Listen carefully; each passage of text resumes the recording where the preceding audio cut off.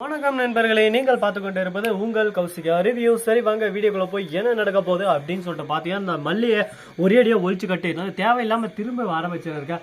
இவகிட்ட பிரிக்கிறது ஃபஸ்ட்டு வெண்பாவை பிரிக்கணும். வெண்பாவை பிரித்தா மல்லி ஆட்டோமேட்டிக்காக ஒரு பக்கம் வீட்டை விட்டால் போயிட்டே இருந்துருவா அப்படின்னு சொல்லிட்டு ஒரு பிளானை போட்டுன்னு இருக்காங்க. ஆனால் அந்த பிளானில் திடீர்னு ஒரு திருப்பமனம் அப்படியே சும்மா டுஸ்க்குன்னு டுஸ்காயிருதுன்னா பார்த்துக்கோங்களேன். அப்படி என்னடா ஆச்சு, என்ன ஆச்சு அப்படின்னு சொல்லிட்டு தானே கேட்குறீங்க. எல்லாமே இப்போ ஸ்டாலின் ஆச்சு தாங்க, அதை விடுங்க, அது ஒரு பக்கம் இருதுன்னு போகுது அப்படின்னு சொல்லிட்டு விட்டாலும், அதே சமயத்தில் கரெக்டாக நம்ம மல்லி இருக்காங்கல்ல, அவங்க இருந்துட்டு நம்ம விஜய் கிட்ட பேசுகிறாங்க. விஜய் இருந்துன்னு, மல்லி உனக்கு அவ்வளோதான் மரியாதை, தேவையில்லாமல் நீ வழியில் குறுக்கிடாத, ஒழுங்கு முறையாக வீட்டில் என்ன ஆகணும் அதை பாரு அப்படி இப்படின்னு சொல்லாமல், வீட்டில் எல்லா வேலையும் முடிச்சுட்டு இல்லை சும்மா தானே இருக்கிற, போய் வெண்பா விட்டுட்டு வா அப்படின்னு சொல்லிட்டு மல்லிக்கு வேலை கொடுக்குறாரு நம்ம விஜய். என்ன ஒரு அதிசயம் இது, நம்ம வெண்பா குட்டி கூட மல்லியை போக சொல்கிறாங்க, பரவாயில்லையே நல்ல விஷயம்னா கொஞ்சம் முன்னேறிக்கிறார் பைப்பில் அப்படின்னு சொல்லிட்டு சந்தோஷப்பட்டாலும், அதே சமயத்தில் மறுபக்கம் என்ன நடக்குதுன்னு சொல்லிட்டு பார்த்தீங்கன்னா, கரெக்டாக நம்ம வெண்பா குட்டி இருக்காங்க, காரில் பாரும்போது அப்படியே பாட்டு வைக்கிறாங்க. விழிகளில் விழுந்த நாட்களில் நான் எழுந்தது அதுவே போதுமே வேறு வேண்டாமே பெண்ணே அப்படின்னு சொல்லிட்டு பாட்டு வருது.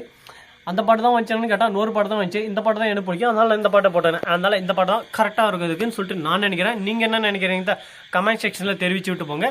சரி, இப்படியெல்லாம் ஒரு பக்கம் பாட்டு பண்ணிருந்தா சும்மா இருப்பாங்களா? அப்படியே சும்மா ஒரு பக்கம் நெருப்பு குச்சி, ஒரு பக்கம் பஞ்சு, ரெண்டு பத்திக்காது அப்படியே சும்மா ஒருத்தர் கண்ணை பார்த்துக்கிட்டு, சரி எனக்கு வேலைக்குதே மல்லி, ஸ்கூல் வந்துருச்சு, வெண்பா நீ பத்திரமா போயிரு, மல்லி நீ பத்திரமா போய் சேர்ந்துரு அப்படின்னு சொல்லிட்டு அங்கேருந்து கார் எடுத்துட்டு ஒட்டா மாமே ட்ரு அப்படின்னு சொல்லிட்டு கிளம்பிடுறாரு. உடனே விஜய் ஒரு பக்கம் என்னடா நடு ரோட்டில் விட்டு போயிட்டாரே அப்படின்னு சொல்லிட்டு, ஆரடி சுவருதான் கிளப்புமா கிளியே சந்தன கிளியே அப்படின்னு சொல்லிட்டு ஃபீல் பண்ணி ஒரு பக்கம் நடந்து போயின்னு இருக்காங்க. திடீர்னு பின்னாடி ஒரு கார் சட்டனா வந்து புடுக்குன்னு ஒரு பிரேக்கை போடுது. உடனே யாரான்னு சொல்லிட்டு நம்ம விஜய், சரி ஆஃபீஸ் இன்னைக்கு போல, சரிவா கொஞ்சம் எங்கேனா வெளியே போயிட்டலாம், பீச்சுக்கு அந்த மாதிரி எங்கேனா உனக்கு போகணுன்னு ஆசை இருக்கா, அதனால் படம் பார்க்கணுன்னு ஆசை இருக்கா அப்படின்னு சொல்லிட்டு கேட்குறாங்க.